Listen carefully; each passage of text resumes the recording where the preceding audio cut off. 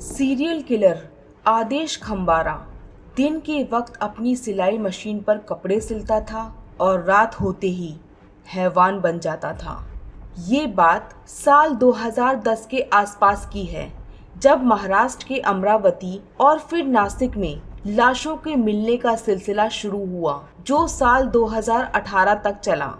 महाराष्ट्र के बाद मध्य प्रदेश, बिहार और उत्तर प्रदेश में भी कई शव बरामद हुए।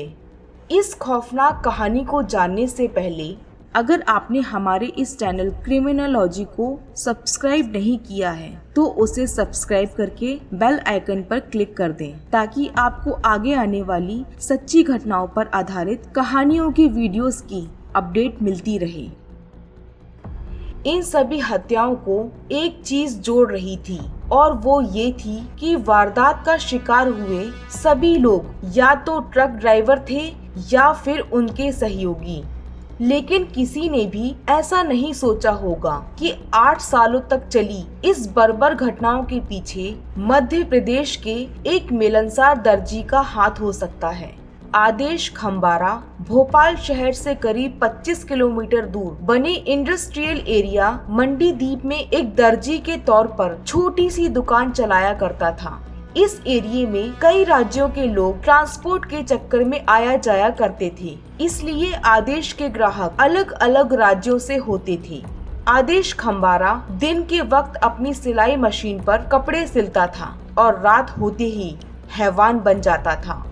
वो बातचीत में इतना माहिर था कि किसी को भी अपने झांसे में ले सकता था। कपड़े सिलकर उसे इतने पैसे नहीं मिलते थे कि परिवार का खर्च अच्छे से चल सके, इसलिए वो परेशान था। आदेश कभी कभी हाईवे किनारे शराब पीने जाया करता था। वहाँ कई ट्रक ड्राइवर आते जाते रुका करते थे। एक रोज जब आदेश इसी तरह शराब पी रहा था, तभी उसे एक आदमी मिला। उसने आदेश को जल्दी पैसा कमाने का रास्ता बताया, जो उसे बहुत पसंद आया।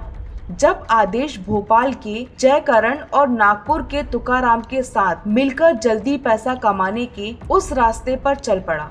आदेश ने अपनी गर्मजोशी और मिलनसार प्रवृत्ति का इस्तेमाल ट्रक ड्राइवरों को अपना शिकार बनाने के लिए किया। शराब का झांसा देकर वो ट्रक ड्राइवरों को फंसाता था। साल 2010 के आसपास की बात है, जब आदेश ने पहली बार एक ट्रक ड्राइवर और क्लीनर को अपने साथ शराब पिलाई। थोड़ा नशा होने के बाद आदेश ने उनकी शराब में एक दवा मिला दी। ड्राइवर और क्लीनर उस दवा में मिली हुई शराब को पीते रहे। थोड़ी देर बाद शराब खत्म हो गई और साथ ही साथ ड्राइवर और क्लीनर की जिंदगी भी। इसके बाद आदेश के साथी और तुकाराम ने ट्रक का सारा माल बेचकर लाशों को ठिकाने लगा दिया। फिर ये सिलसिला रुका नहीं। उसका वारदात को अंजाम देने का तरीका भी रूह कपा देने वाला था। आदेश खुद एक लंबी रस्सी से ड्राइवरों का गला घोंट देता था। कभी कभी शिकार को मौत की नींद सुलाने के लिए वो जहर का इस्तेमाल भी करता था। आदेश कत्ल करता था और जयकरण और तुकाराम ट्रक के सामान की बिक्री का काम किया करते थे। ट्रकों से लूटा हुआ माल बेचकर उसे खूब पैसा मिलता था, इसलिए वो लगातार बेकसूरों का कत्ल करता चला गया। पहचान छिपाने के लिए हत्या के बाद ये लोग ट्रक ड्राइवरों के सारे कपड़े उतार देते थे। इसके बाद लाश को अलग अलग राज्यों में फेंक दिया करते थे। मृतकों का शव मध्य प्रदेश, महाराष्ट्र, यूपी, बिहार और झारखंड जैसे राज्यों तक पहुंच जाते थे और पुलिस वारदात की गुत्थियां सुलझाने में उलझी रहती थी। ये सिलसिला साल 2018 तक चला। इन 8 सालों में आदेश तकरीबन 33 ड्राइवरों और क्लीनरों को मार चुका था। आदेश एक तरह से राक्षस बन चुका था। ट्रकों के माल को बेचने के सिलसिले में कबाड़ा व्यापारियों और राजनीति के कुछ रसूखदारों से भी उसके संबंध बन रहे थे। अगस्त 2018 में आदेश ने फिर एक प्लान बनाया।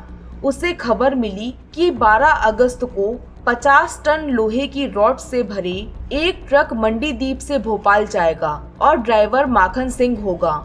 आदेश ने जयकरण और तुकाराम को खबर की और अपने प्लान के बारे में बताया। आदेश ने इस ट्रक को किसी बहाने से रुकवा लिया और ड्राइवर को शराब पिलाने के बहाने अपने अड्डे पर ले गया।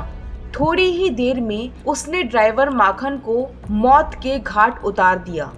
इसके बाद वो अपने साथी जयकरण के साथ लाश को उसी ट्रक में डालकर बिलखिरिया ले गया और एक सुनसान जगह पर लाश फेंक दी। जयकरण ने ट्रक का सामान बेच दिया और खाली ट्रक अयोध्या नगर इलाके में छोड़ दिया। अब जिस कंपनी के पास माल पहुंचना था, जब वहां माल नहीं पहुंचा तो ट्रक लोड करवाने वाली कंपनी ने ट्रक और ड्राइवर के गायब होने की सूचना पुलिस को दी।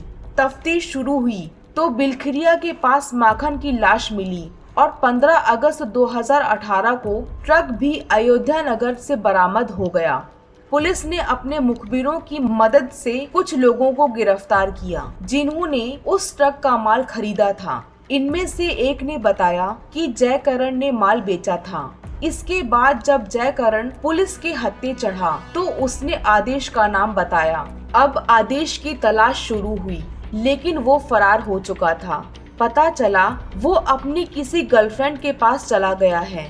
पुलिस उसकी तलाश में जुटी रही और आखिरकार 8 सितंबर 2018 को उसे गिरफ्तार कर लिया गया।